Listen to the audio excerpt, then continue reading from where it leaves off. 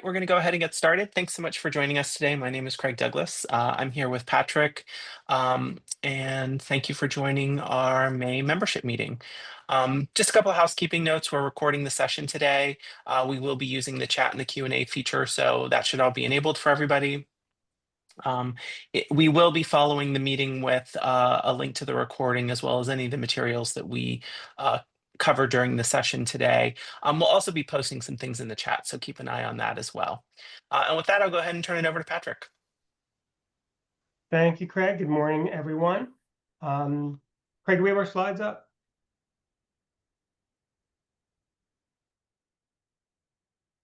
I was just going to They should be up. Okay, sorry, I'm not seeing them, so I'll follow along here myself. So I want to just kind of cover today's topics. Kristen Ahrens will be joining us.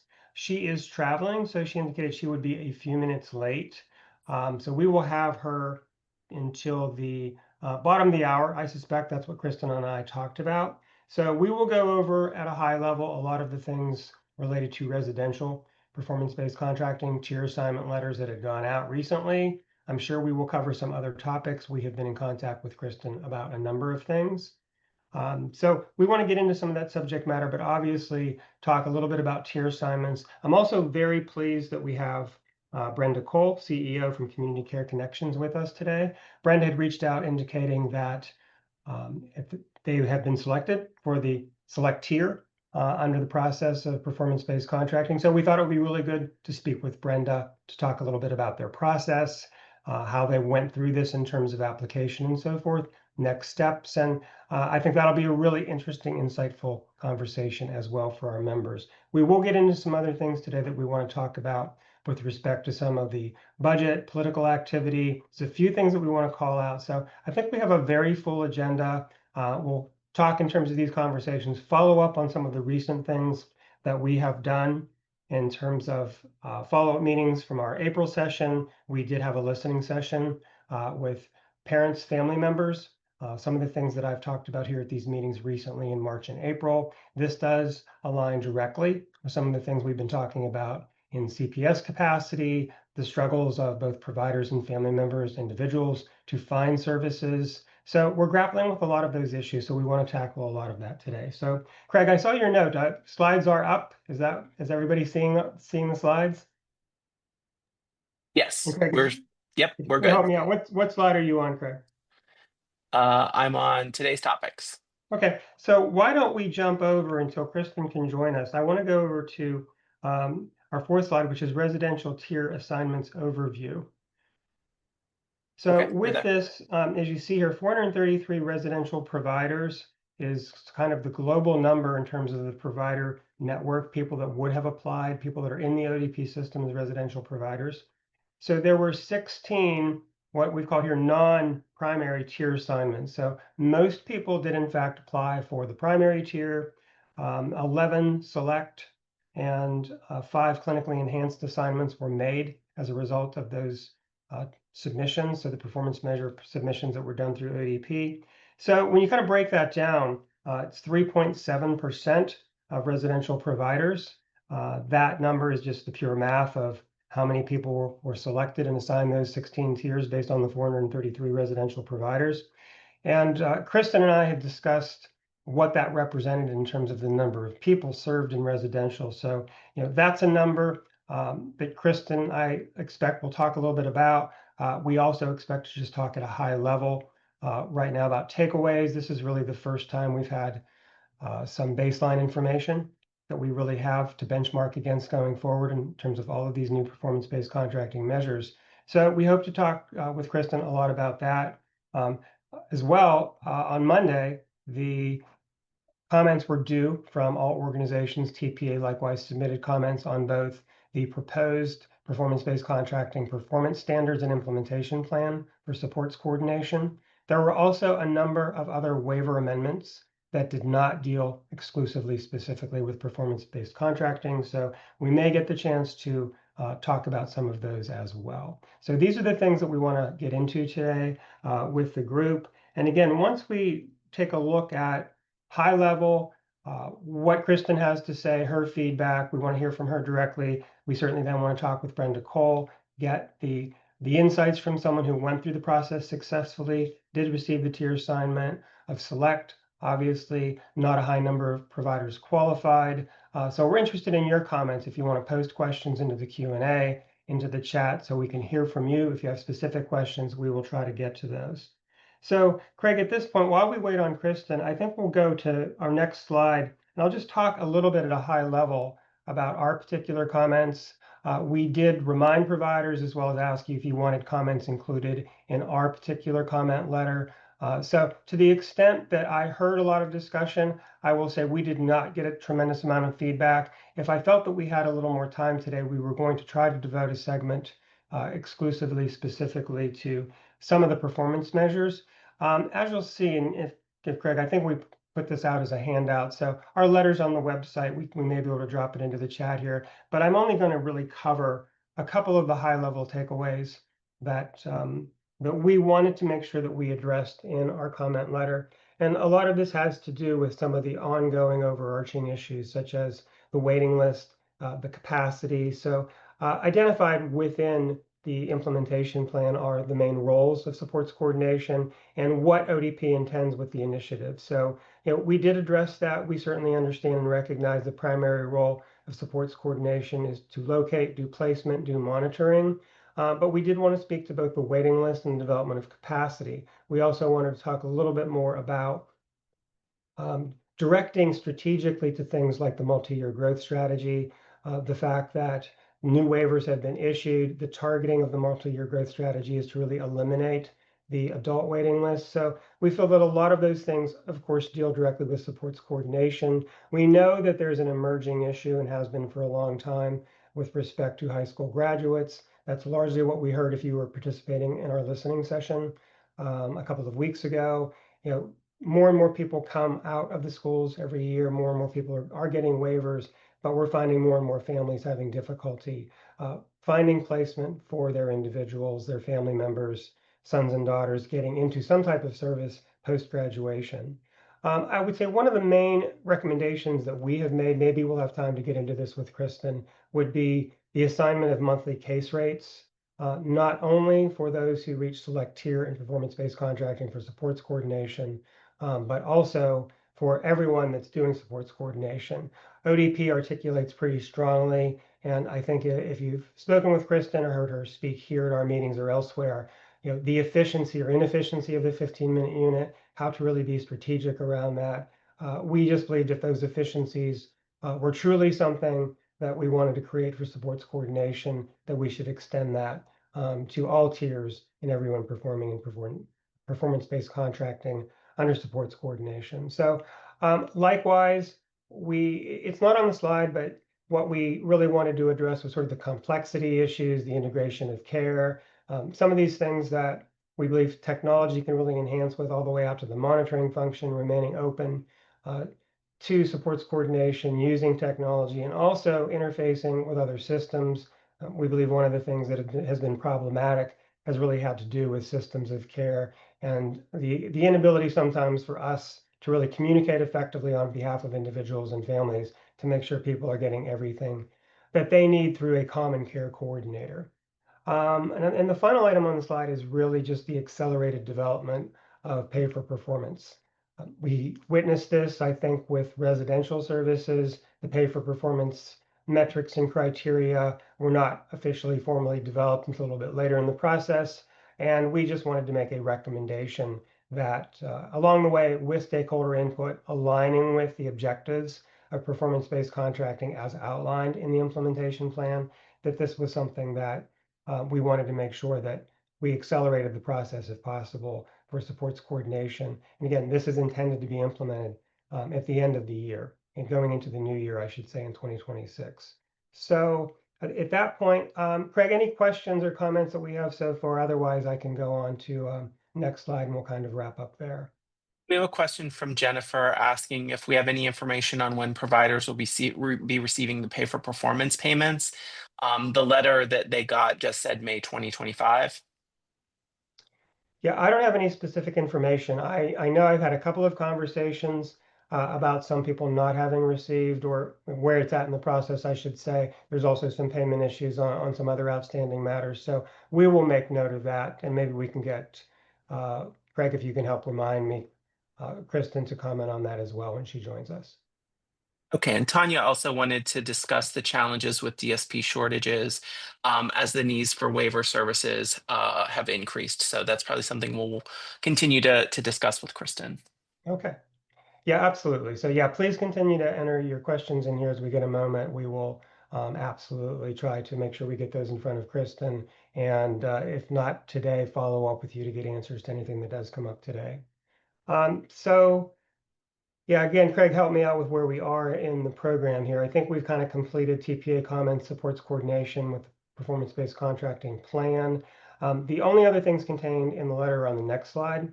And this really we wanted to get into some of the things that we've acknowledged. Craig, I know I've had you acknowledge them here because you've been really involved and instrumental in the elimination of the lifetime limits for assistive technology. So this was a cap that we heard for a long time now, working through the supports, or the I should say the technology task force of ODP.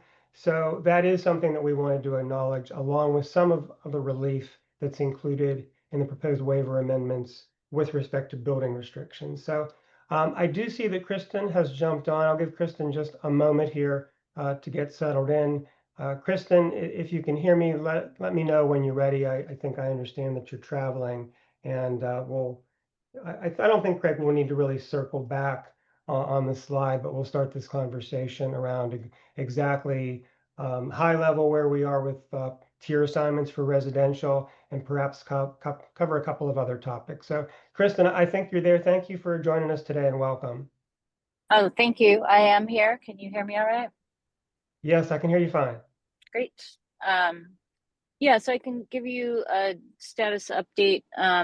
So with the residential services, I think you've hopefully got the slide up with the numbers, because I'm going to try to do this by memory. Why don't we go back to that? I was just told Craig we probably don't need to do that, but yeah, we'll go Oh, back to okay. slide 4, Craig. And yeah, thanks, Kristen, because I think that kind of frames everything at a high level, and I think there's a little bit of insight that you had shared there that I think is kind of common knowledge. But yes, and just in case you can't see, the 433 residential providers is what's on the slide. Of those, 16 tier assignments that were non-primary, 11 select, 5 clinically enhanced, which represents 3.7%. Purely just the residential providers, just doing the math on those above numbers in those first two bullets, which of the view shared represents 13% of the individuals served in residential. So that's what we have up now. Okay, great. And that is all correct. We did have the resolution process was available to providers from the select and clinically enhanced tiers who wanted, to dispute any of the findings that we had. We did receive the last count I had, which I think was all of them at the end of the day. It was yesterday or day before yesterday that resolution process closed. I believe we had 22 submissions for resolution. I will tell you that we did have a number of providers quite close, in terms of meeting the criteria. So hopeful that we do see that number of sort of select and clinically enhanced increase based on some of the resolution data submissions that come in from those providers. So we are working through what was submitted. Tiered determinations will, communicate back with all the providers that submitted for the resolution process. And then by the end of June, we will post. All providers will know their status, and we will be posting the tier assignments. Those will be made publicly available to individuals and families and the general public before the end of the fiscal year here. So we'll get that up on the DHS webpage. We will also be communicating, the administrative entities will communicate with individuals and families related to that, the tier assignments, so that they are aware. We did have so when we did this back with the August tier determinations, We did have one of the associations had expressed some concerns about the letter that was sent and feeling like it didn't have sufficient information or wasn't written in a way that was particularly helpful. We had some providers say they had a lot of questions from individuals and families. So we had agreed we would redraft that, and we will send that we can send that for some vetting from the associations before it goes out, just to make sure we hit the mark a little better than we did the first time in terms of communicating with individuals and families who have residential services.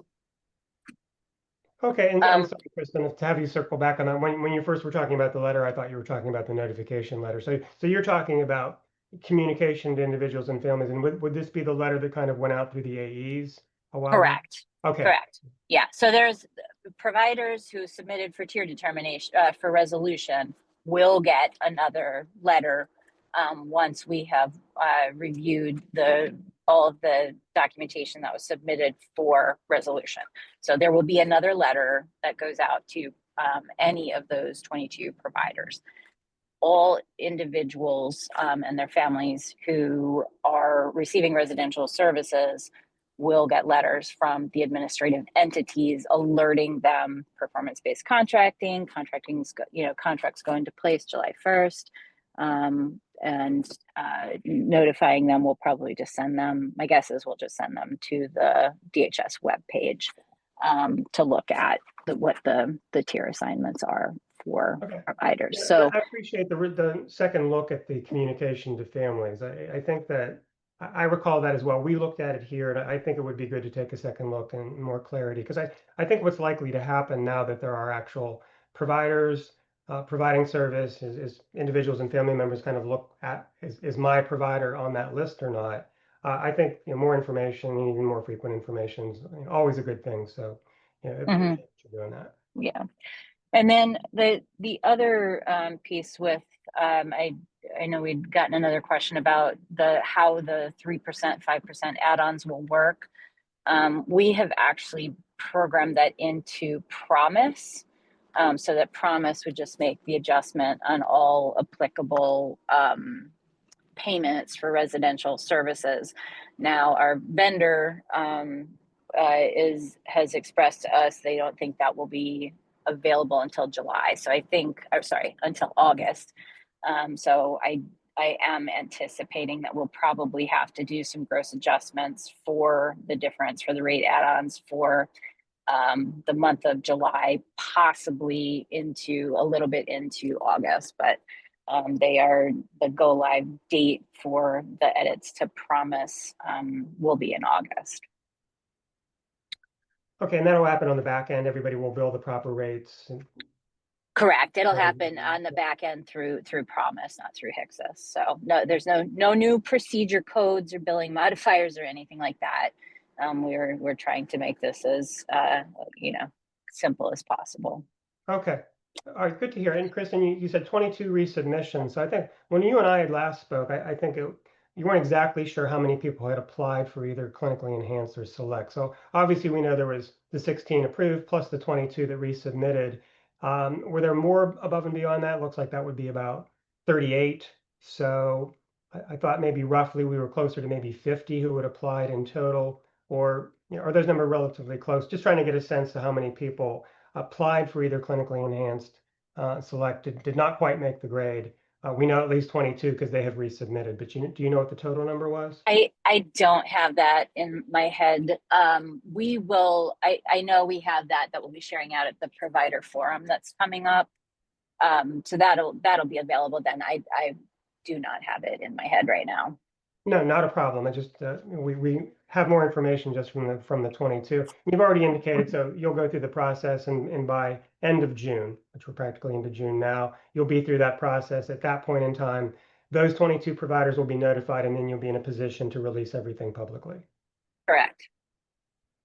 Yeah, and I think you know this already, but I just want to acknowledge that Brenda Cole from Community Care Connections is with us today, as she had communicated with us that they were approved for select. So we're going to have some conversation with her Great.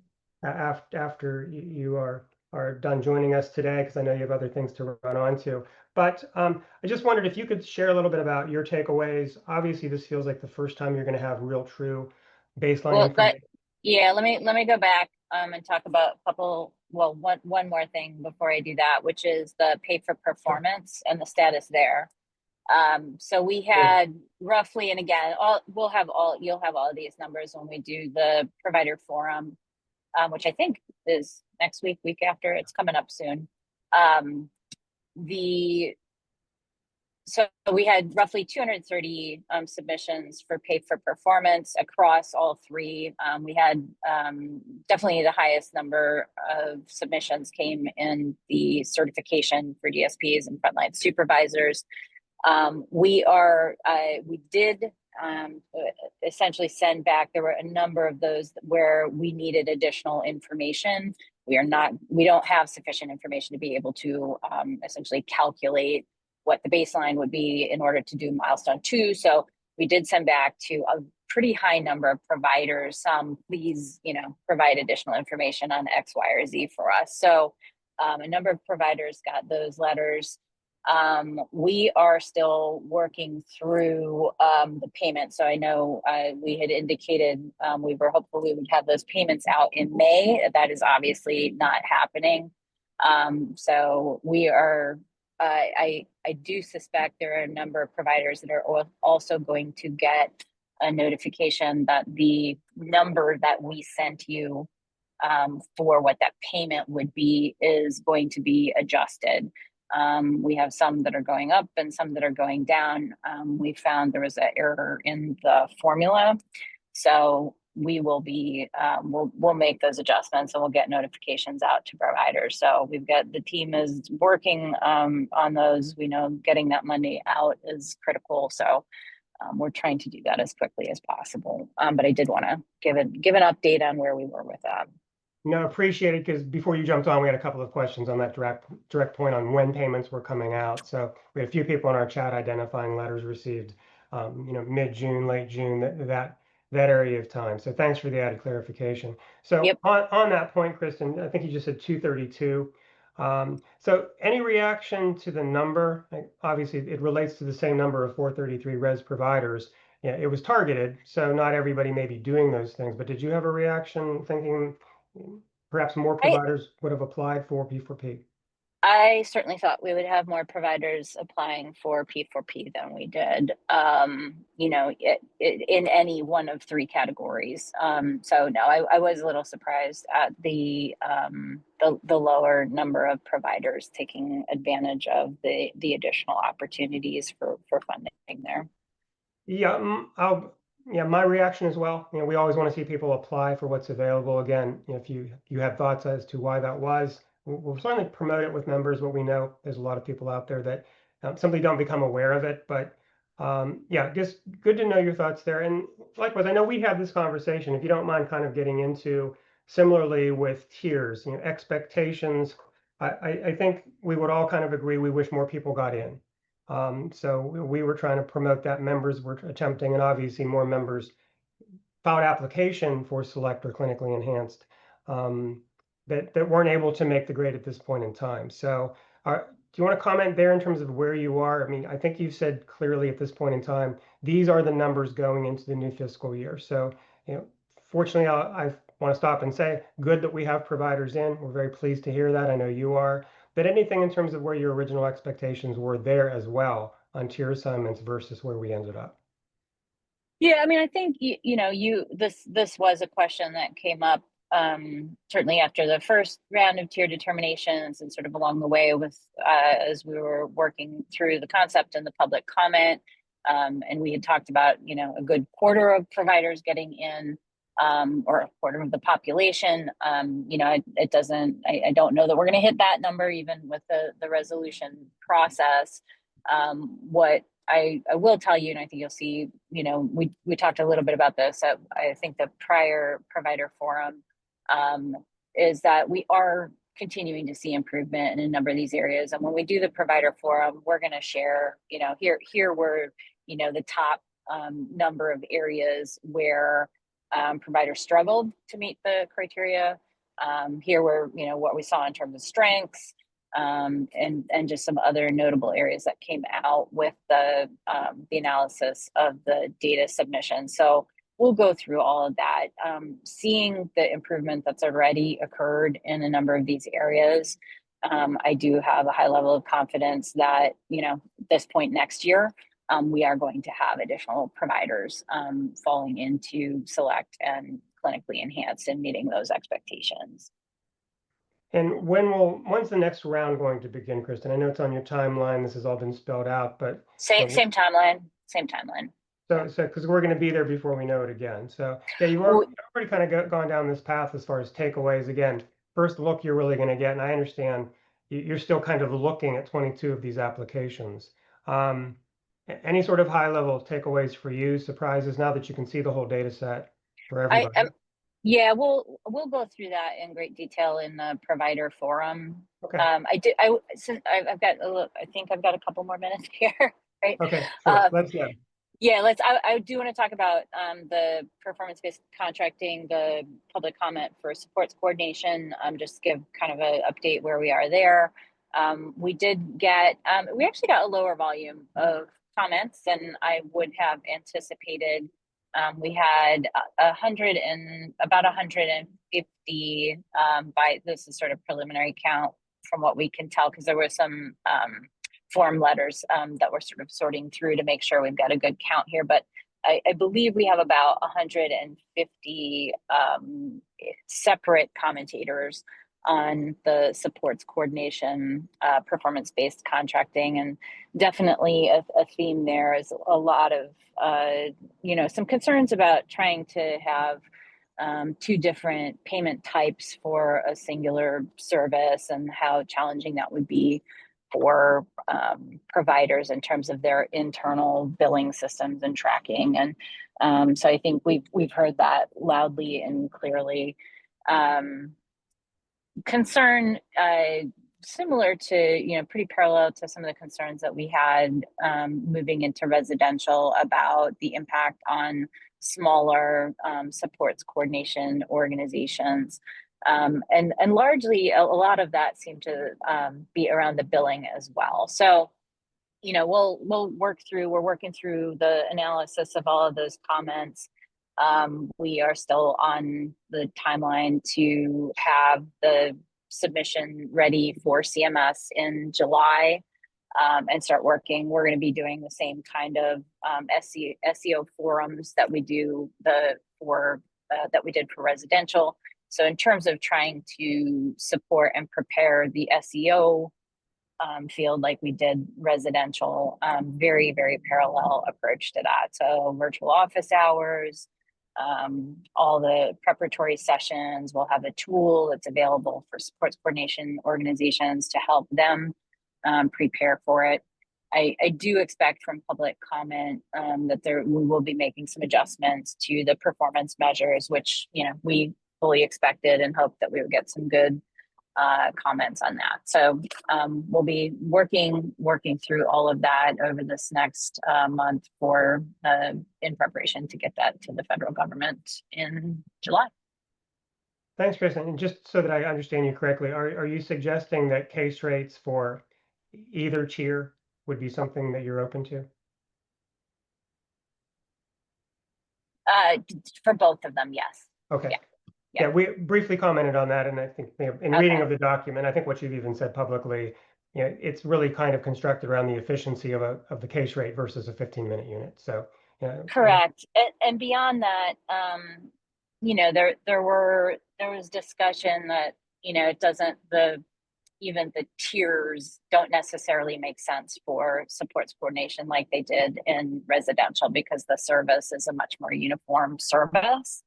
And should be a more uniform service, and some urging for us to think about just having a singular tier with phasing in of the types of standards, or the exact standards, but phasing in to get everybody to that select tier within a certain time frame. So we are taking all of that back, and we'll decide how we're going to handle that public comment. Again, we haven't made it through all of Yeah, the it's public just comment ended. to do the analysis. Yeah, I Just just on I know a lot of people, including us, got it in late, so I know you haven't had yeah. much chance to look at them. So whenever you have to go, please just jump off when you have to, Kristen. Craig, while I ask my question, if there's anything pertinent, I know we've seen some things come in through Q&A chat. If you just want to please jump in if Kristen has time to hear the question and answer. One question I had, Kristen, in terms of, and again, I know this process isn't complete yet on the res side, but any comment on the geographic coverage of the state?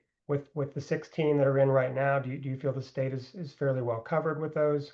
Um, We would have to do to answer that with specificity, geomapping, but we do you can tell from the 13% of the population that we do have a fairly decent coverage.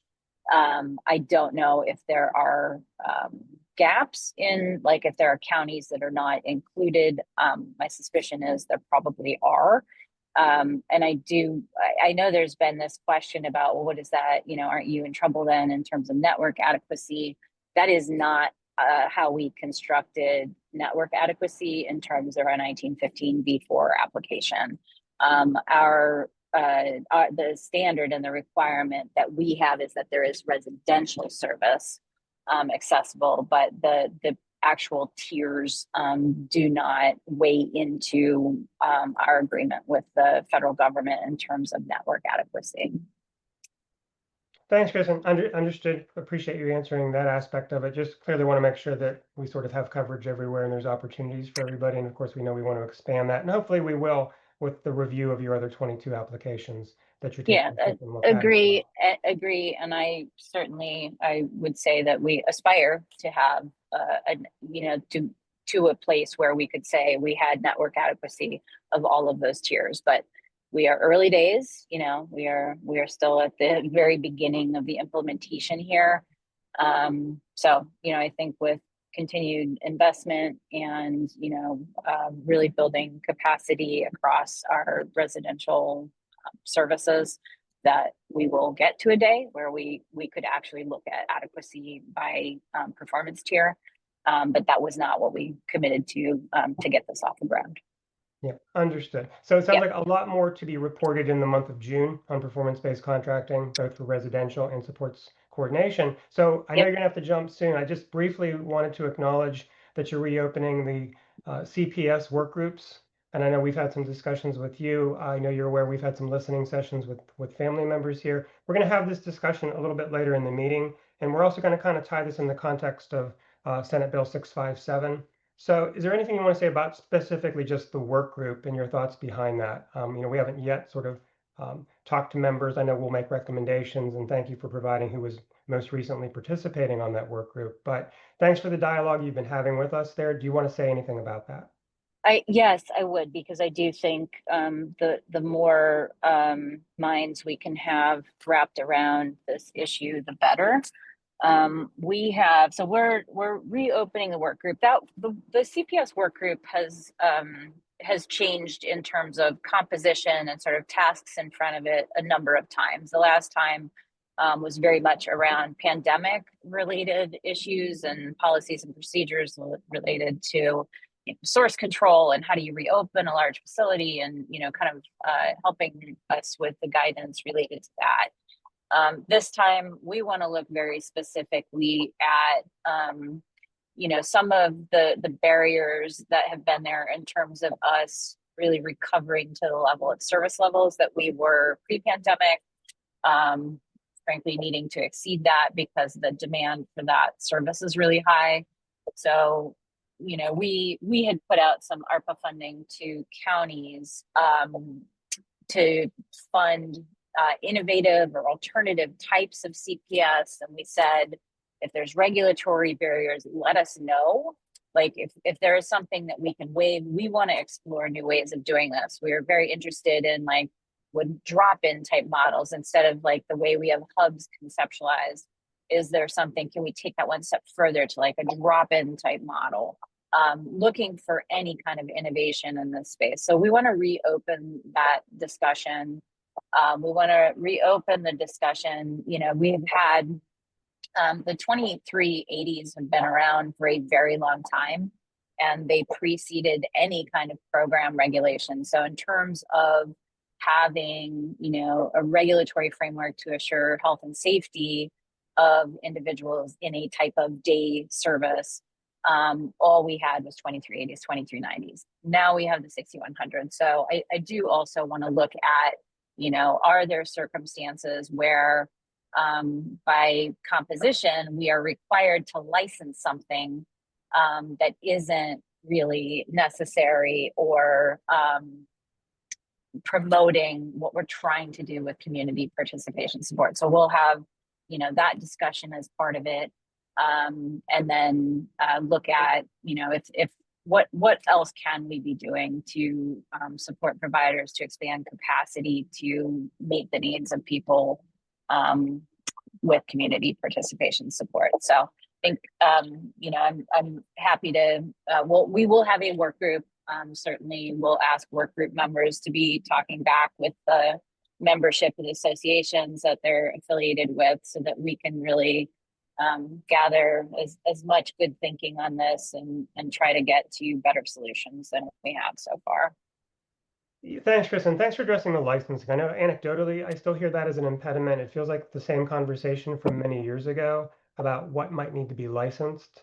Yeah. So again, I know we'll talk about it, but I think that's a critical issue among many. So configurations and program size and ownership of buildings. I think there's a lot of room to have a very good conversation, productive conversation about maybe some of the barriers. And what I'll ask members to do is really identify what truly are your barriers as you look at feasibility on these programs, because I think that's one thing that's, it's difficult for us to assess at a conference table, but if we get individual organizations sharing with us, and that's what the work group I know will be intended to do, really look at those barriers in a way that can help us remove them if they are embedded somewhere in policy or regulation. So look forward Yeah, to and I think any where people are doing more innovative things, we want to hear about those as well. So we'll hear about some of those because of the county's funded some particular projects, but I'm quite sure there's more going on out there. We've recently had some conversations with some providers that didn't have any association with this additional funding,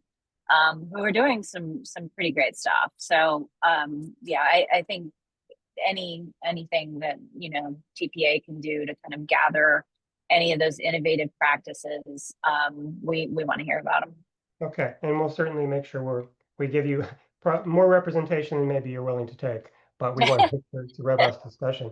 I think I see in our Q&A question, just getting back to some of the things on where we are with tier assignments. So needs group 4 or 5 referrals. I think there had been discussion about waivers for people being able to accept those referrals.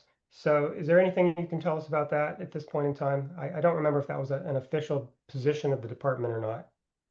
I'm pretty sure we pushed back the whole time frame on that. You know what? Again, I'm driving, so I'm not going to be able to look at this right now. But I believe we pushed the entire time frame for that back. And no one comes into service as a needs group 5. So, I think we've also got some leeway there.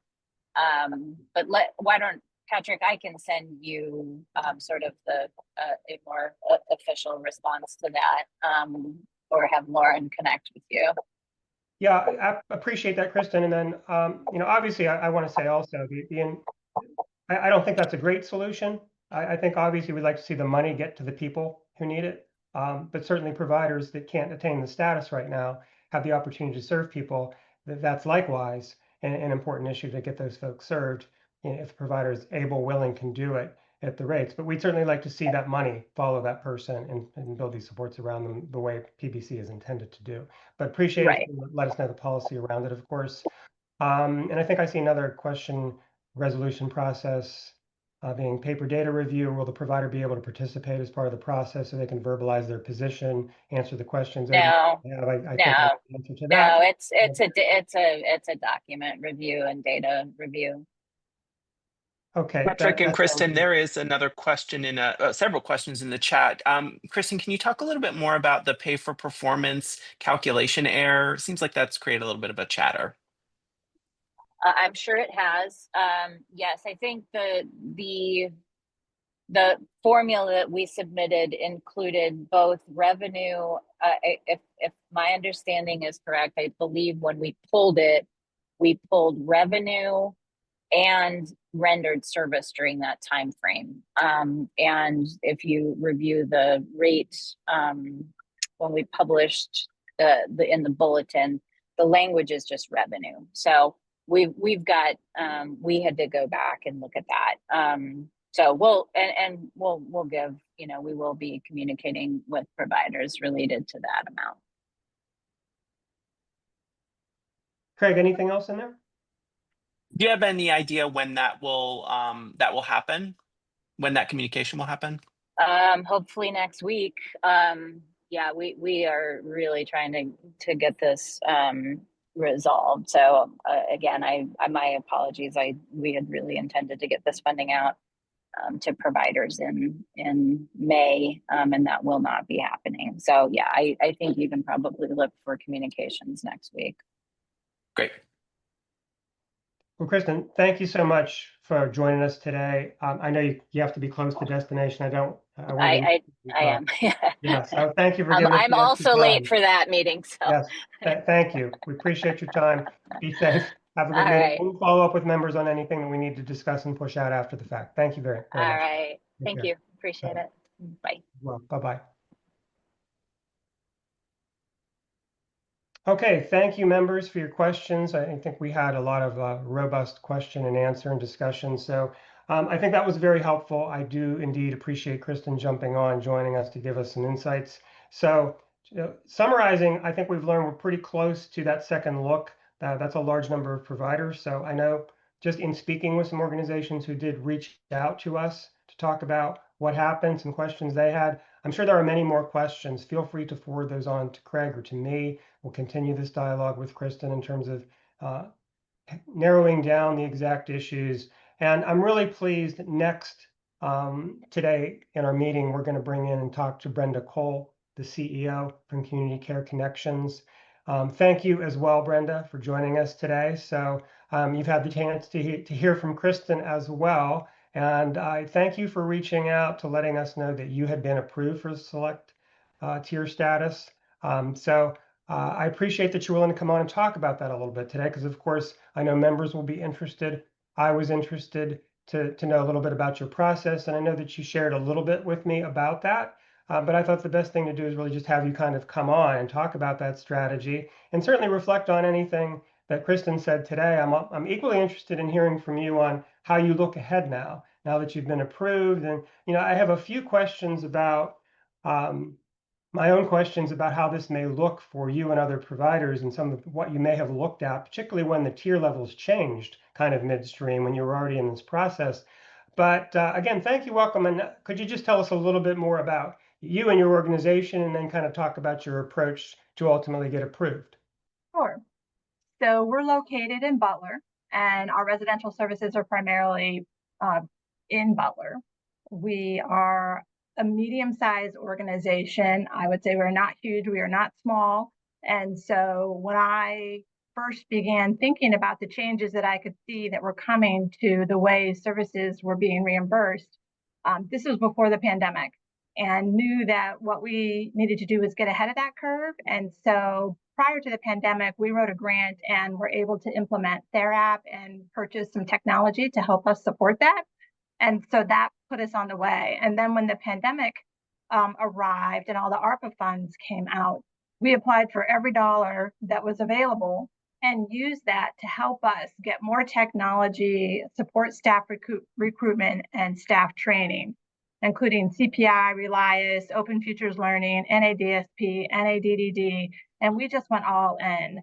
And then, so in April 2023, when the first white paper came out, I jumped on it and created a team, a performance-based contracting team, and said, we're going to do this. We're going to make sure that we are one of the first providers within who make this tier. So that included my compliance officer, Andrea Morgan, my executive director of programming, Sean Doherty, and our systems administrator, Alyssa Pontius. And we met every other week and just took a look at what our processes were and where we needed to change. And then over time, we started pulling in more folks. We knew we had to add another service, and we focused on supported living. And we supported 2 folks who lived within our community homes to move into their own apartments. And we were really lucky to have a person here who has worked intensively with the adult autism waiver, who supported a number of people, a number of adults with autism who were already living independently. So that really helped that process. But once those 2 folks were moved out and then had lived independently for 6 months, then we also benefited from the $30,000 incentive money for that. And so every time we got incentive money or ARPA money, we kept funneling it back into what we were doing to make sure that we could achieve the goals.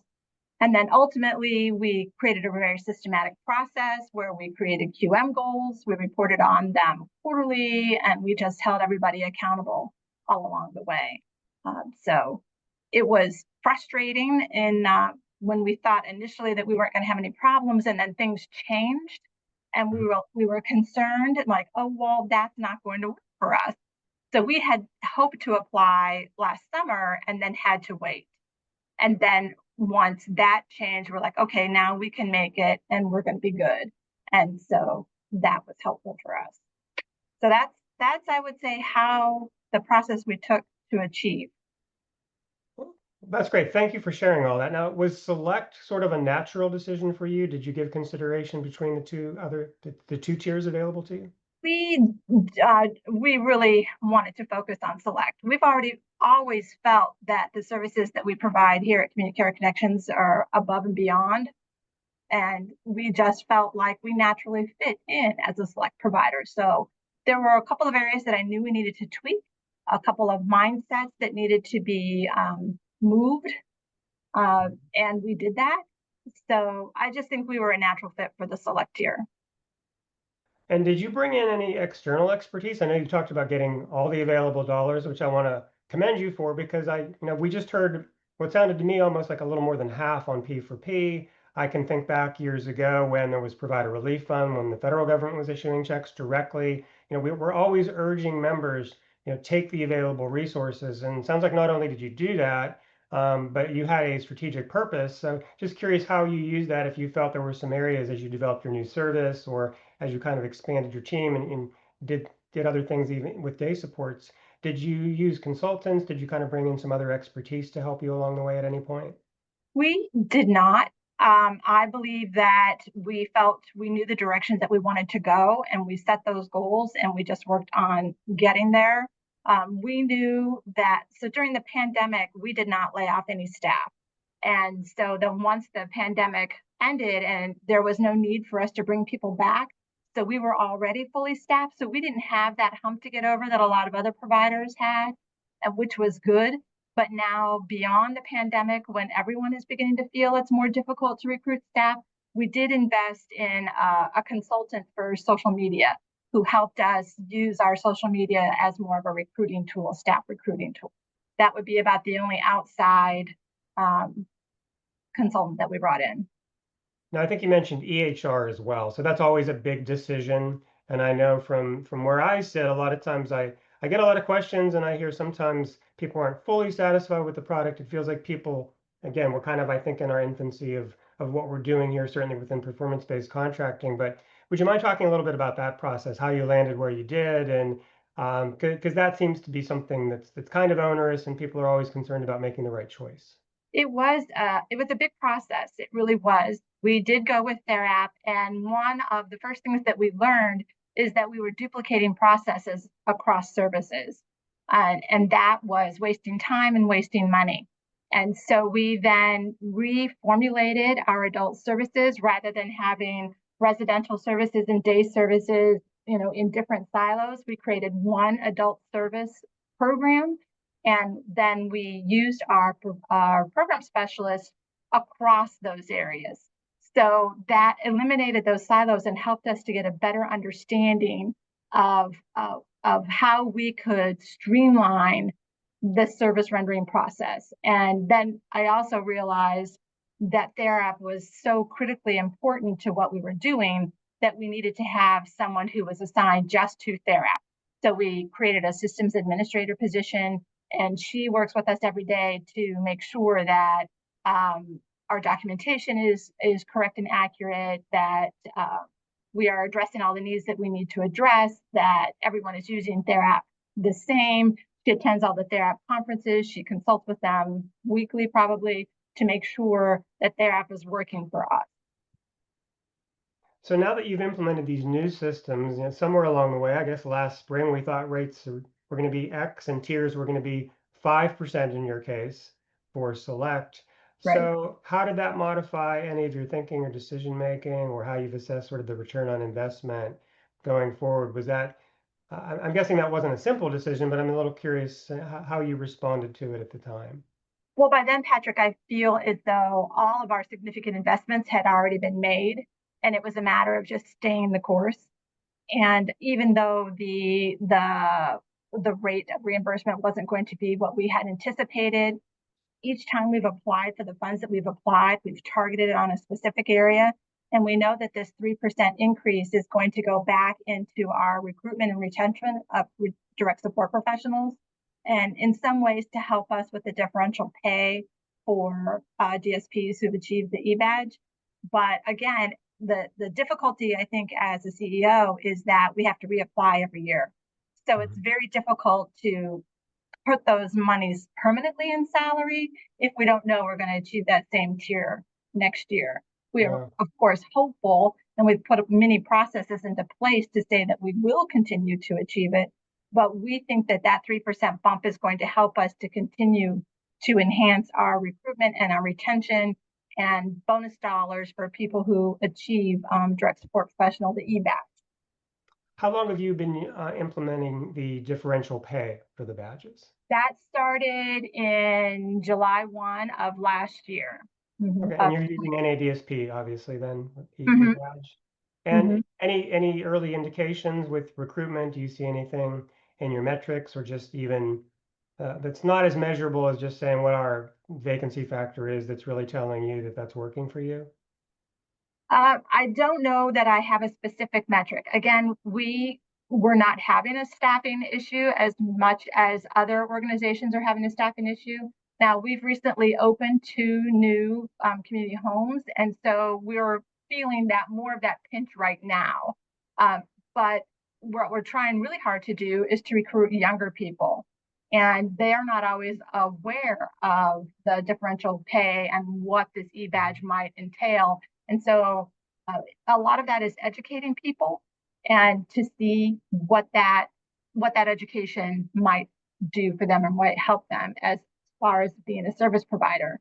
But as far as our DSPs who've achieved those levels, they're very excited about it. And they have felt as though it has changed their mindset on the type of care that they deliver, which is perfect because of performance-based contracting and the goals that we've set for ourselves. People cannot continue to think in the old way. They have to think in the new ways. And that E-Badge process helps people to think in the new ways. Great, great. So good experience with NADSP. You kind of endorsed what people are getting, what you're getting in return as well. So were there any measures that concerned you? I mean, when you saw where there were some changes, of course. So was there anything that you were a little concerned you may not make the grade on? There were some. I'm almost hesitant to mention the ones that were too alarming because it's almost like, knock on wood. But incident management is always a challenge for us. We again have our adult services directors meet once a week to take a look at processes to make sure that we are quickly jumping on potential incidents and getting those in and making sure that they're all documented correctly. But the larger your organization grows and the further away people get from being able to directly supervise those things, the more concern that creates. I would say that's probably our biggest concern area.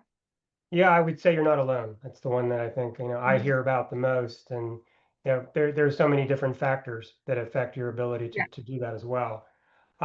So looking forward, what's sort of your top 3 list? You don't have to give me 3, but what are you sort of most concerned about as we're finally going in implementation phase now? So much of this involves how we kind of interact not only with ODP, but your own staff and the people you serve and so forth. So is there anything that you're kind of alerted to as now you being one of the original select tier contractors for ODP? Well, our biggest goal is to make sure that now that we're here, that we stay here And so we have built these goals into our quality management plan. And we hold people accountable to those goals at all levels. We've involved all staff. So there is probably not a person at Communicare Connections who has never heard of performance-based contracting. It's something we talk about all the time. We put it in our newsletters. We discuss it with our board. Everyone recognizes that it's a group responsibility, not a single person's responsibility. So our quality management plan will help us get where we need to go. The performance-based contracting the core team continues to meet every other week to see where weaknesses might be and how we can shore up those problems. And then mostly what I continue to do, I spend a considerable amount of time, what I call reading the tea leaves, reading TPA, reading from other providers, reading about Isaac to make sure that I can see what's coming down the track so that we can, again, start steering our ship in the right direction before. We're always trying to be a little bit ahead and never behind. Yeah, I think one of the main takeaways, Brenda, you've highlighted, I think, several times, is just the change management philosophy, that everybody understands what you're doing. And everybody sort of, I'm guessing nobody had a question about what was this performance-based contracting thing everybody's talking about there. And I think that's crucial as well. So again, applaud you for that. Give you a chance to sort of comment on that if you felt that how easy or difficult that might have been. I assume it was not easy. Well, I think that my personality is one that really likes change and thrives in change and likes to take those things on. And some of the folks who surround me struggle with that a little bit. I'm like, no, this is exciting. And so we're going to do this because look how exciting this is. And look, this gives us a chance to do something different. So being a bit of that cheerleader, but then finding the people on my team who also could see the value in this. I have some very forward thinking people, some people who are very, very understanding of person-centered service delivery, dignity of risk, and all of those various things. And we just knew that not only was this process going to end up in a higher rate, it was going to end up being a source of better services and better support to our staff. And that all fits into our mission. And we're a mission-driven organization, and it just all the pieces fell into place. I think that already answers my next question, because I was going to kind of ask for your insights, because I think we always try to really promote as much success as we can, inspire people, and I think you've given really a lot of inspiring words here, and you are literally part of a very select group, so there's not going to be very many providers. We've given the numbers. So looking ahead, it sounds like you really firmly believe you can make this work. You've already made this successful to a certain amount, not just by complying and saying ODP signed off on us, but with what you're doing and what you believe in doing there. So that's kind of where I wanted to go. And like, as you see the future, you see this as a model that can really work for you and the people you serve. I really do. And anyone who's, worked in the disability field for any amount of time sees that over time services change, and they've changed positively to the point that we're no longer simply caretakers. We are persons who have the ability to empower everyone to live a life that looks like yours and mine. And we talk about that all of the time. And we really feel as though ODP has given us that nudge to not just speak the words, but to live the words. And that's our philosophy. Yeah, well, Brenda, thank you so much for being here today. We certainly want to keep in touch with you. Craig, do we have any questions specific to anything that Brenda may have said, or any insights that maybe I've missed following up on? But Brenda, again, I do Brenda, want to thank you. there was a general question. It sounded like you had used some grant money. Are you confident that the funding adjustment for the select tier will sustain your efforts moving forward? Yes, because all of the money that we've received, we used to purchase the items that we needed, technology, to offset the cost of their app, everything that could be one and done. We have not used any of the money that we have received or anticipated receiving for anything that would be ongoing. Well, Brenda, Okay, and we have just a Go ahead, very a high level question that maybe you can sort of share your wisdom on. It seems like with this kind of a process, ODP is changing a lot. There's a lot of shifting in how rules are being interpreted. How did you mentioned a lot about staying ahead of this and being forward thinking. how did you approach that with, knowing things were going to change or maybe anticipating changes as the process kind of unfolded? I've surrounded myself with a lot of really smart people who've been in the field for a long time. My background is in early intervention. So when I came into this role, there was much that I had to learn. And because I didn't have a view from 10, 15, 20 years ago of the way services were supposed to be, I was open to the way services could be. And I had people on my team who could see the same thing. So as I said, I read and I read the tea leaves, and I just keep abreast of services across the disability organizations for all ages, and could see that movement, and just sort of followed it. I don't really quite know how else to say it. Some folks get frustrated when I say it was a gut feeling, but in many ways it was just following my gut. Brenda, I certainly want to keep in touch and hope you'll be willing to continue to maybe rejoin us and share, because this is going to be an ongoing process. It's a major system change. So again, we congratulate you, applaud you for the efforts to achieve this status. Thank you for sharing that with us so we could have this conversation with membership today. Thanks, Patrick. Thanks, Okay, Craig. appreciate it. And I know we have some specific questions in the chat, just some things I think we really can't get into in terms of sharing in an open forum. Some of your questions, but I think it's very insightful to hear directly from Brenda as someone who has engineered this change internally and met the metrics to the satisfaction of ODP. So we know that's not a common case, and we also know that there is a lot of justified criticism sometimes, particularly as we said today, and I think Kristen has acknowledged, we really did not have any baseline information on where the system stood with respect to these measures. So we will move in. I think we have some very important topics. I alluded to some of them with Kristen when she was on the call with us today. A few things that we do want to continue to get into. So Craig, I'm sorry if you can get me reoriented, since I can't see where we are on the deck on display for membership. I think where we want to go to next, I think we've We're on the covered IDA services landscape. Yeah, so exactly where I'd like to go here for the remainder of the meeting.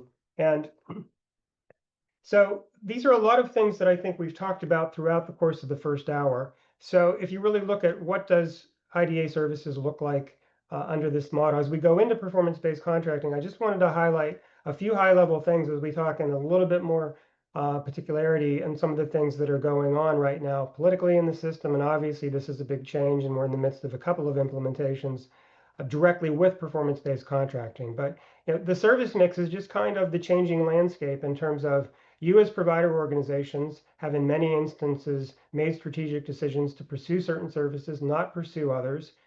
We've the last couple of months talked with family members who are struggling to obtain services that they need for their adult children.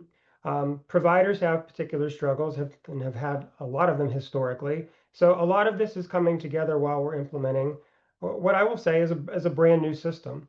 So getting to second bullet point, the implementation of PBC is it's a change, and it's obviously disruptive, and change is probably always disruptive. And I don't mean that in a negative sense, just a descriptive sense. Brenda sharing what they went through, a lot of disruption to try to be ahead of the curve, to plan, to learn, to look at the ultimate goal, but it's disruptive whether you do that or not. And every provider had to submit performance data that 2 years ago you may not have even been thinking about. The waiting list is a big part of this landscape. And I know we've had some discrepancies about the numbers. I think the numbers are clarified now by ODP. So I think where we are, we kind of know. And regardless of the exact number, it's a lot of people that are not receiving services in Pennsylvania. I want to talk a little bit, and probably most specifically, about some of the political responses. Actually, I meant to share this kind of at the outset because I thought Kristen may want to talk about it a little bit, but Senate Bill 657, I have a couple slides on it because it's not a long bill. It's a very recent bill. It's a bill that has some major implications that we just want to share with you because I think it's part of the context of this conversation that we've been having all morning. The impact on resources, because there are things happening at the federal government level that I'm sure everybody is aware of. We're starting to see some of this happen including Senate Bill 657, and we don't really yet know the impact on resources. And last, but we therefore don't know the resulting impact that's going to have on services. I think the messaging has been clear on kind of 2 points from our state. We don't really know yet, and we have contingency planning that we're discussing. But until we know what the facts are, we really aren't prepared to talk about that, which I think is understandable and prudent. But I think they've also concurrently messaged that they're not going to backfill anything that the federal government takes away from them. So I'm sure that depends upon degree, but I think that's a reality, and I think that's a large part of what's going on concurrently with performance-based contracting. So, Craig, if you can go to the next slide, historical challenges. I've already kind of mentioned, and we've heard about them here in today's discussion. We already knew we have workforce issues, and we've had them for decades. There is an aging population, not just in the world we talk about here at these meetings, but overall, that certainly affects both caregivers, people fortunately living longer, but having more needs as they live longer. So that's another contributing factor to workforce that also brings with it its own set of new problems. And one of those is supporting more complex cases. I think that ODP services for people with intellectual disabilities and autism can't be siloed the way they were previously. We're dealing with more complex folks, people that have medical needs, multiple needs that are being funded and treated and coordinated by multiple systems. I think that's potentially an advantage that we can look forward to shaping with supports coordination going into performance-based contracting, but I don't think that's something that's on the table yet. And I think directly or indirectly, one of the things we've been highlighting for the last couple of months from contact from the family members who have reached out to us is transition of graduates sort of contributing to this longer list of folks that may or may not be in the waiver, but nevertheless cannot find services. And historically, there's been a waiting list for a very long time too. So the current opportunities, I want to comment briefly that the first one that's listed is executive and legislative recognition. So I do think we're in a bit of a unique environment where this government and this government's administration has been pretty active. He has visited a lot of ID organizations across the state, some in our membership. Secretary Arkush has likewise visited. They're very active on social media. The governor himself is very vocal about the needs of families and individuals in this system. He's been very vocal and taken action on workforce. It was at the national conference of NADSP a couple of years ago that the governor took the opportunity to announce the wage study, the rate study that he wanted to do in enacting increased wages for the Medicaid programs, HCBS, that support our services. So I think that is clearly an advantage that we have that we don't always have. Likewise, our legislature has been active. There was the session a few weeks back with Representative Miller. We hosted a luncheon, an appreciation event for our legislators. Good turnout, a lot of the same folks, a few new faces, and we continue to engage with legislators who we are actively working with and seeking their support on initiatives such as an annual review and increase to rates versus the every 3-year review that is embedded in regulation currently. Technology advancements, we just had the summits in Philadelphia at Temple and in Pittsburgh at Carlow University. I was really impressed by how much is going on. I know that ARC Human Services earlier this month had an event. I know yesterday Life Steps, their assistive technology center, just sent me some information. I know many of our members are implementing remote supports, different technology, different assistive tech. The removal of the cap, I think, is important. Wearable technology for monitoring and tracking and health. I think there's a lot of good things happening on the technology front that will lead to greater innovation and greater efficiency. I do think something in a phrase that I'll borrow from a few years ago. Our board president, Ruth Siegfried, talked about this broader and more unified IDA community and advocacy. I think we have accomplished that over the last couple of years in a very meaningful way. And I do think that is part of the reason why we can have an open and active dialogue with our legislators and with people in the administration, because we do have a common message where it matters most on investment, on services to people, and the types of things that matter to everybody. And I think that is also helping us to broaden beyond just the provider community. Each of you have workers, each of you deal with individuals and families, of course. So I think we continue to broaden that effort. And I think that has been and will continue to be more effective.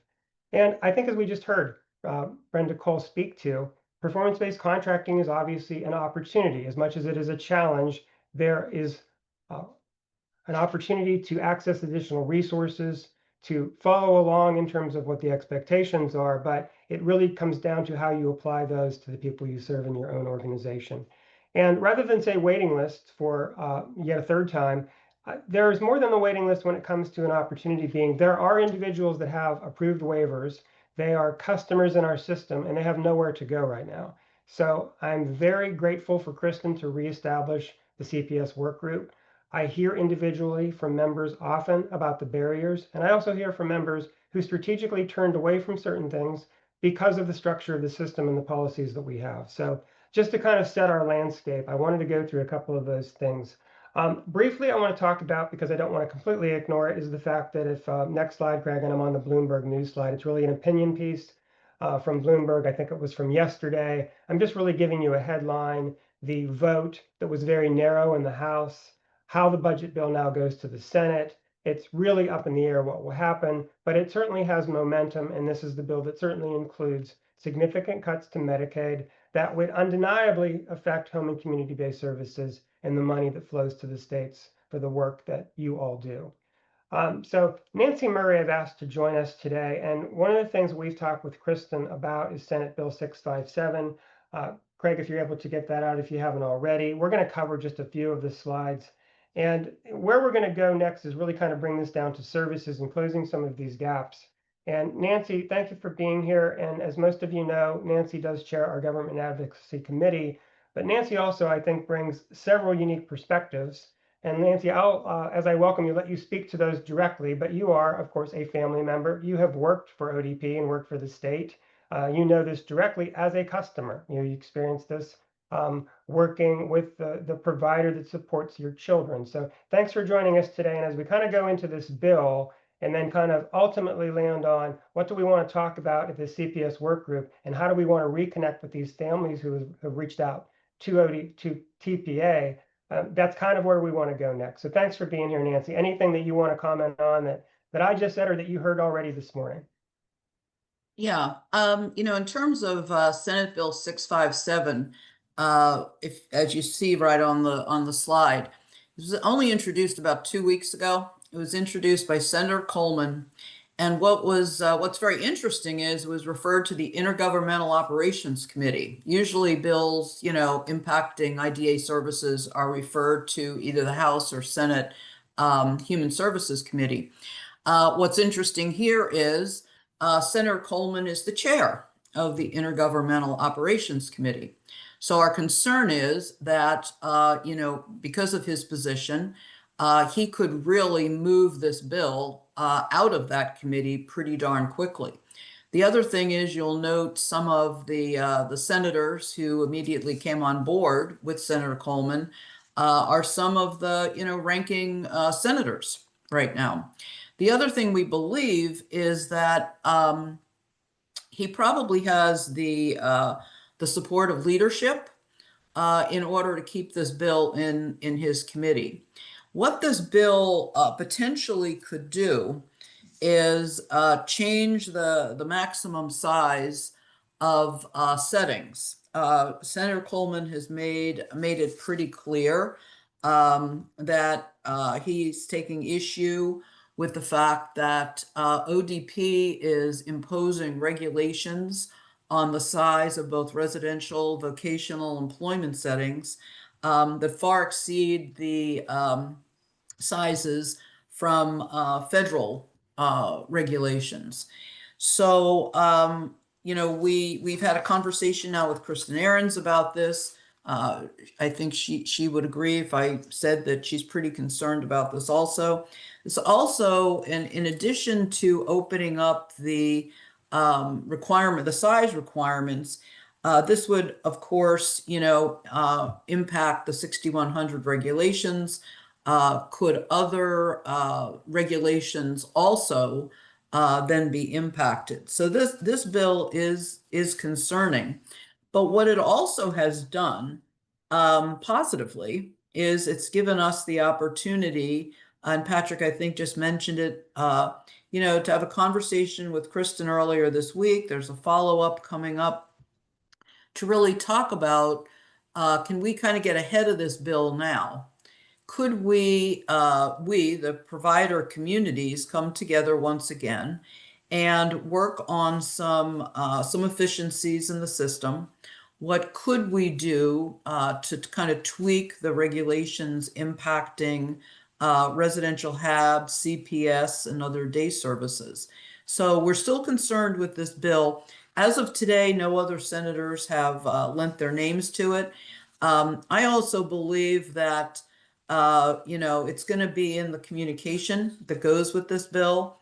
But, you know, Senator Coleman is also out there, you know, and I think it was in his the memo that came out, co-sponsorship memo, that he basically said that this bill will ensure greater access to residential and vocational services for people with intellectual disabilities. So the bill is concerning. We're keeping our eyes on it, certainly. But positively, it's also given us an opportunity to talk more with Kristen and ODP about changes that could, you know, really impact positively the services that you all are providing. Yeah, thanks, Nancy. And you've called out a couple of really important things. So first of all, you look at the names on the bill, and I assume, Craig, we're still page 1 there. I'm going to probably have you jump to like the 4th slide, and everybody should have the bill, but Nancy's covered it. You know, I think when you look at the names, they're people that we have turned to. The market index bill in the Senate is bipartisan because of Senator Pennytrook. So it's something that we've talked to Senator Pat Stefano. You know, Lisa Baker is always raised up to us as someone that we want to be in contact with. We want to continue to have her support. We know that other associations work with her more directly. So this is something that it wasn't like, you know, who are these people and where did they come from? These are people who do know the system. And back to the earlier comments that I was making, we do feel that we have engagement from our General Assembly. They know who you are. That's largely due to your direct conversation with them, and we try to support that and thank them in some of the events and some of the work that Nancy and other members do on the committee. But the fast tracking of this is also the second. You can see this is May 12th. This bill is dated May 12th, 2025. If you've been following the work of, say, annual index, the index bill we've been working on, we've yet to get a hearing. This could go to hearing. It is going to hearing June 9th. So in less than a month, they're going to have a hearing, which they could pass this bill out of hearing and go to the floor of the Senate very rapidly. So Nancy, I think you've covered everything. I mean, the bill certainly talks about adult, vocational, day. There's a great, you know, there's a lot of detail. It's very high level, but I think, and Craig, you have to help me because my slides on print are pretty small. I think it's going to be on the 4th slide of this, where it also does call out specific regulation. And if you look at the specific regulations called out, I think it pretty much names what it refers to, but 6100-444, 6100-445, you know, Kristen spoke to this a little bit. This is why I wanted to follow up with her. These are the capacity limits. So the capacity limits are contained in regulation. And we do allow in residential services in Pennsylvania up to 8 people, except until anything opened after 2020 is 4 people living together in a residential home. And the capacity limit for day services is 25, again, embedded in regulation. And some of the information therein is sort of talks about other things you can't do. Some things I know I have been critical of. How do you really tell how close you are, or the number of people in an apartment building, for instance? They're just things that I think you can't find out as an organization that are in regulation. And we hope for some flexibility on those. There's issues around provider-owned real estate. So there are some things that I believe can really change. But I think the fact that this bill includes this specific language, it's against the broad landscape of things happening at the federal government, budget cuts. And now this is getting at the heart of some things that some people certainly would like to see larger size programs. And I mentioned earlier, the state may be in a position that they have to cut services or have to make significant changes to policy. So I want to be clear that we are not supporting the bill. Although we support, as I think you know and have heard, we want to see change these specific regulations. The process to establish these regulations, and I think you see in here a couple different places, within 180 days, they basically replace these regulations. It says on this slide, these acts takes effect in 60 days. It took years to really rewrite those regulations. There's an independent regulatory review commission that has to review them. Not that that can't be, I'm sure, bypassed by a very active, aggressive legislature in some respects, but it feels as if we could blow up everything we have with nothing to replace it. And there's nothing really prescriptive here other than saying, let's blow the lid off of capacity limits, which I am fearful will play right into the hands of people that would like to see congregate settings. And I also think the contingency plan that the state may never talk about, maybe it doesn't exist, but having more and more people at a point in time when we're trying to close state centers, we don't want to see that be the only option. And we don't want to see a movement develop around let's just put people back there. And I think this larger political environment, I do think that's a risk and a concern. Again, we're just trying to inform of what's going on. There's a lot to happen here, but I think the takeaway is this could happen on a fast track, at least with this particular piece of legislation. So I think it's important to be informed. So I want to go to the next slide, Craig, and just briefly talk about the settings rule, because I think that this is a key part of this debate. Why does a bill like this come about? Why do these senators who know our system and know our issues look at this and concur that there needs to be changes made to the settings in Pennsylvania? The argument, I think, in a nutshell, is Pennsylvania is severely more restrictive than they need to be with respect to the federal rule or with respect to other states. So I want to be clear in terms of the settings rule. It's really not something that prescribes the number of people who can live together. So that's something that anyone could look at and say, well, then it's really limitless. And that's just isn't true. So I want to put some context around that. Every state has to submit a plan. It took, I think, 9 years for the 50 states. There were delays. COVID came about. There was a lot happening before this was finally enacted. But every state has to submit based on their waivers. And not every state has the same waivers Pennsylvania has. So it's not really an explicit cut and dried instruction that you can go up to some certain limit and Pennsylvania is in some different place. That said, I'm not trying to state that there's not room for movement. We do think there is room for movement. But I think the argument at its polar opposites is that Pennsylvania is highly restrictive and the federal government really does not mandate anything. If we go to the next slide, and this is not something that can't change either, as we know more broadly, the Supreme Court decision Olmstead versus LC, this is really where the Supreme Court stated it was that unnecessary institutionalization constitutes discrimination under the ADA. So this is what the federal government measures against by all these states. They don't look at, the Supreme Court said only 4 to 8 people can be in res and 25 people in a day program, but they scrutinize very closely the various criteria that are in the law and regulation and ultimately come down and say if someone could be served in the community, it is literally discriminatory to place them in a congregate living setting and place them in an institution. So I think it's important to sort of understand context, understand a little bit about what the drivers are, know that we will continue to stay on top of this. As you said, Nancy, Kristen is concerned. You brought this up to the committee just in probably the moment it was introduced. You had a watchful eye on it. It came up at the TPA committee. But Kristen sees this going to committee, sees some of the pitfalls, but they are pitfalls that I think that we want to work through together. And I think Kristen's commitment to reassemble the CPS committee is certainly movement towards doing something productive. So let's go next slide, Nancy. We're getting pretty close to the bottom of the hour, and I certainly don't want to run you or anybody long here. But this is nothing more than really what we shared last month.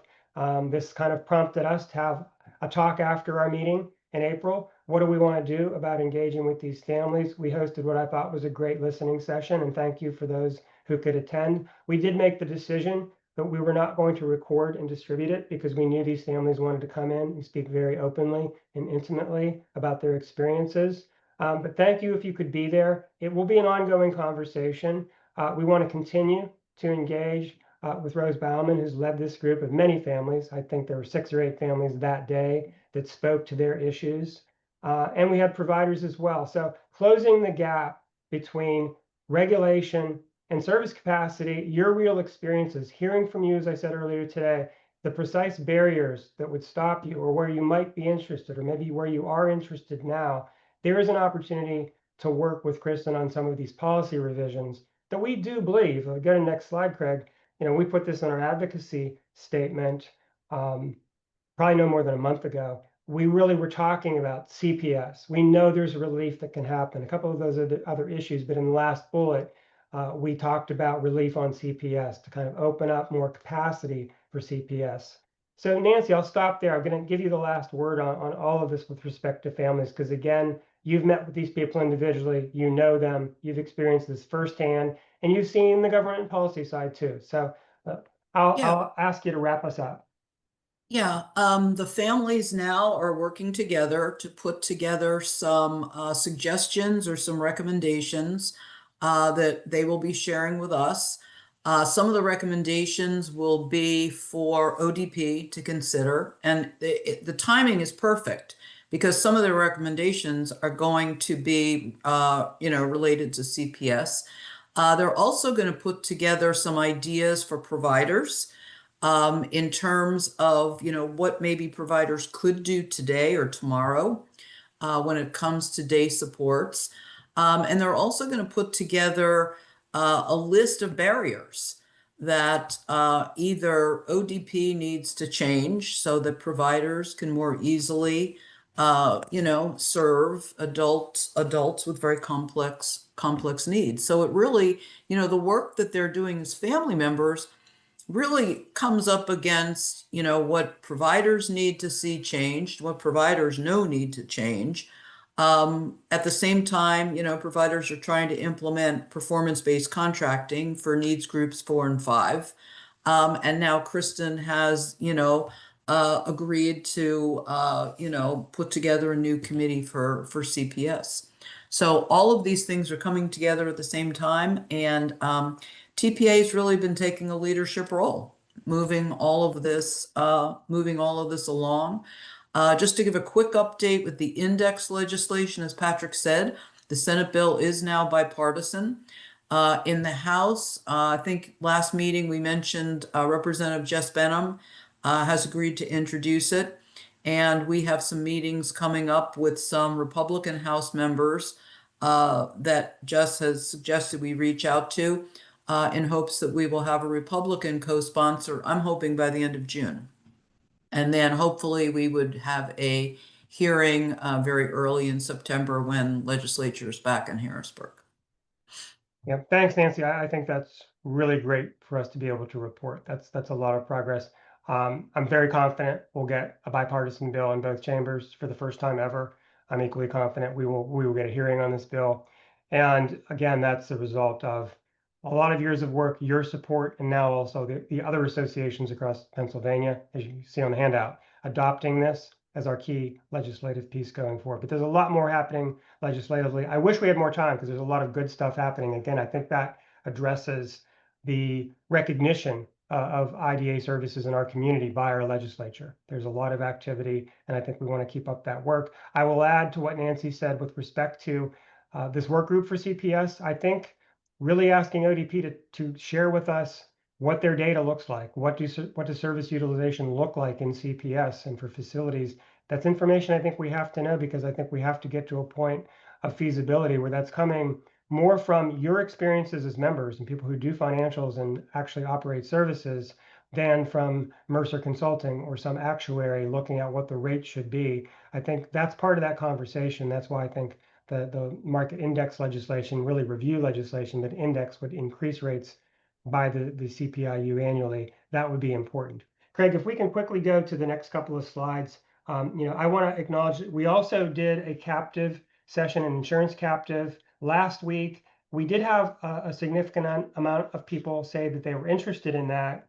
But we need more people if you truly are interested to really make this work. There's just a number at which it's feasible. We would love to be able to offer this option. The service lines are on the next to the last slide. So those are the things we're looking at. Those of you who were there expressed some interest. Continue to work directly with the representatives from Marsh McLennan, Graham Company, led by Josh, and his contact information was shared. We can get that to you. Save the date, TPA Con 2025, July 25th. We look forward to seeing you there. And last slide I want to get to, our thanks to you for being here. Also notice that our annual meeting is coming up June 30th. We will have a slate, new changes in our board, and we're excited to continue to move forward with an annual meeting, update everybody on this, but really it's something that's important that we do, and it's also required that we do, and we're also required to give some notice of it. So we look forward to seeing everybody June 27th. Thank you for being here today. Have a great weekend, everyone. Thank you.